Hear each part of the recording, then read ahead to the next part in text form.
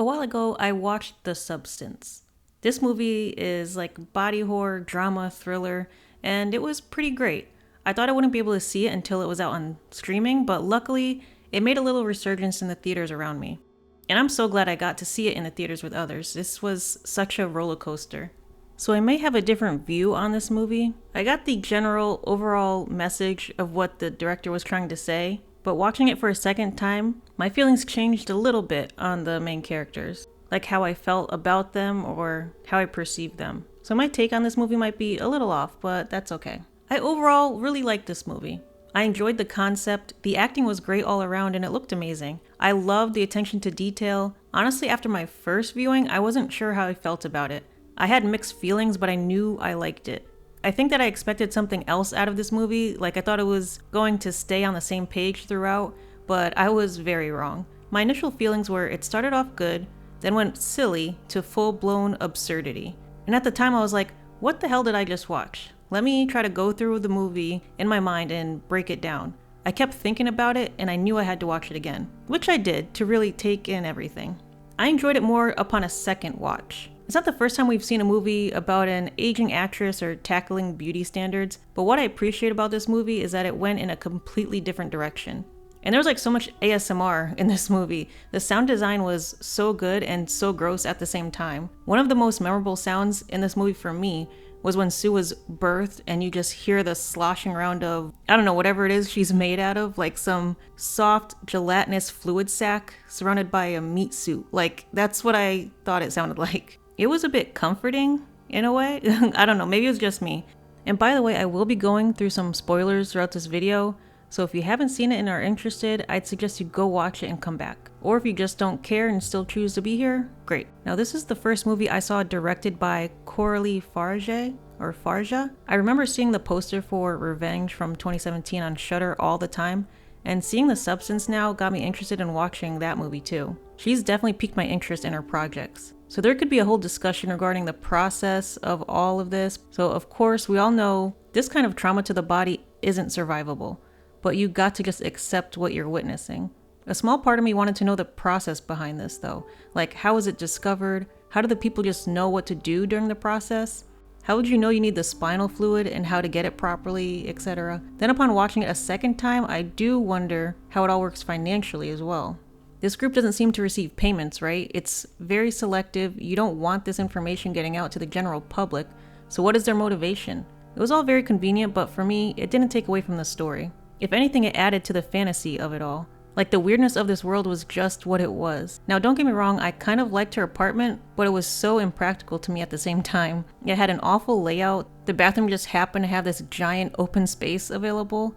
The narrow kitchen, the long, stringy hallways. It was just more reason to accept the otherworldliness of this movie. And the way it's all shot is great. It looks good. And I haven't watched many Demi Moore movies, honestly. The only things I can think of were Nothing But Trouble and G.I. Jane. But she did a fantastic job here. Her regression into a bitter, sad has-been was very convincing. Dennis Quaid was cartoonishly good. He was over the top, obnoxious, disgusting, and callous. I'm sure it was pretty accurate for some managers and whatnot in the industry. Just very careless about those around them unless they can benefit from them. Margaret Qualley was also very good in this. I first remember seeing her in the Leftovers TV show. She was fine in that, but she's definitely gotten better. Now this gets me into the discussion of self-love and the process of the substance. There's clearly a lot to unpack with this movie. I just need a few minutes to ramble a bit regarding what I was witnessing here. So how the substance goes is you receive this package with extremely minimal instructions. You inject the substance into yourself, then out comes a better you. So what the better you has to do is sew you back up, attach the sustenance for the week to that body, and then you have to take spinal fluid, every, 24 hours, and inject it in yourself so you can function. And then at the end of the 7 days, you transfer your blood. You do a blood transfer at the end of the 7 days to get back into your original body. I think I got it right. I might be misremembering. It was pretty detailed for such minimal instructions. Now mind you, this wasn't said at all. It wasn't even written down. She just received packages with words on it. And then from there, she just knew what to do, I guess. Like, it's not that big of a deal, but it kind of is. I mean, again, there could be a whole discussion of the process of the substance and how it works, but I'm not going to focus on that, so we'll just move on. You can't escape yourself. That message in the beginning was really a theme throughout this film. She was always her worst enemy. Yes, there were some bad actors on the outside, but ultimately, all of this was her choice, in my opinion. She had rules, yet she did not follow them. She let herself, or her inner saboteur, if you will, take over. You must control yourself. This film really makes you think what you would have done if given this choice. How much control do you think you have over yourself? Do you think you could follow these instructions? How far would you go to be back in your prime? She really couldn't help herself, yet she was the only one that could. The over-sexualization of this workout was her idea, I guess? It seemed like she was the one choreographing the whole thing. I guess we can only assume that she had notes to do that, or because of how great she looked and the world we live in, she felt like that was the way to create a memorable, sexy character. At least her older ones described the parts of her body you were stretching and whatnot. Like, what happened to aerobics like Elizabeth was doing?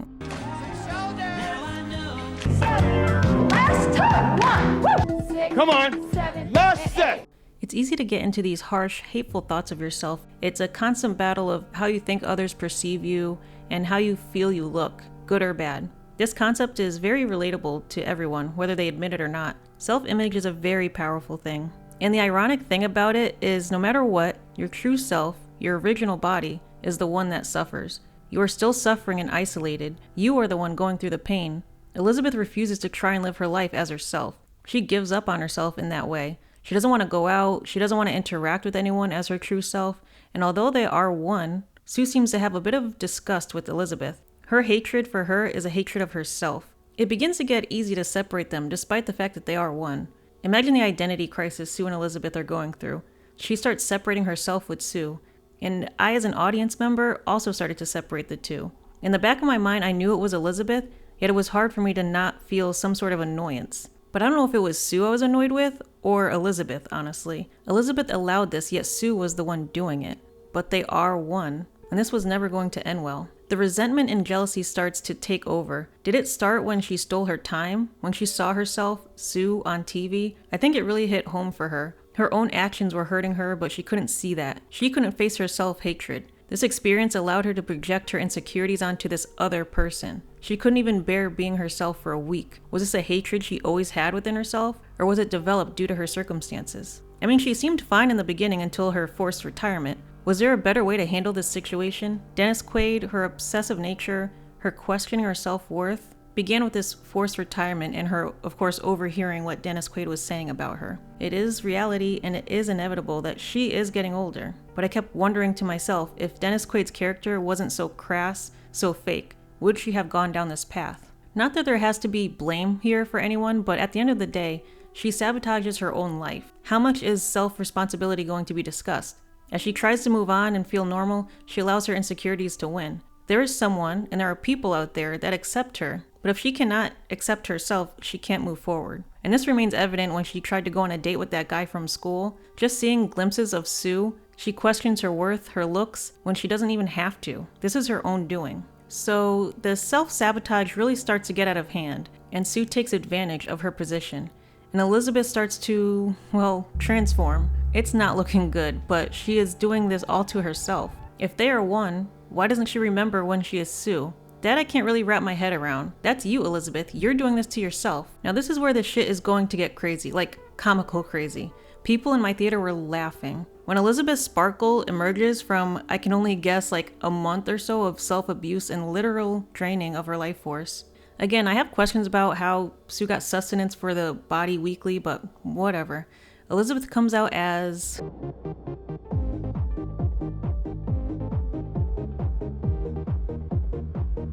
Man, I had so many references in my brain seeing her like this. My theater erupted with laughter.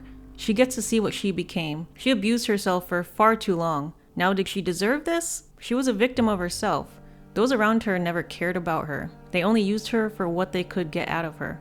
And that was the catalyst. She felt that's what she needed to do, right? She ultimately and tragically defeated herself. She ends up literally killing herself, which of course is very symbolic. And I thought, that was it. This was the obvious ending for a person consumed by self-hatred, whether it was implanted in her mind or naturally grown, which is a discussion in itself. But I was so wrong to think that we get a simple ending. This is where the unexpected complete 180 came in. It did feel like two different movies, like a bit disconnected from the first 3/4 of the film. I didn't really know how to feel about this initially, but I think I kind of liked it. Monster Eliza Sue. What a specimen. A true freak of nature. How she got that far walking around like that, who knows? But the show must go on, and she makes it to the stage. I love that they played Zarathustra during her reveal. Like, who'd have thought this could go from 2001: A Space Odyssey to Monster Eliza Sue? It's so campy. I was waiting for her to yell, I am not an animal! This ending was hilarious, so over the top. Chaos ensues, like, holy shit. The disgust and fear of her was so funny to me. And the audience just turns into some crazy mob, and a guy just runs up and calls her a freak, and her head fucking explodes when he hits her. It was so great. If someone asked me to describe the ending of this movie, I'd respond with this simple question. Have you ever been to a Guar concert?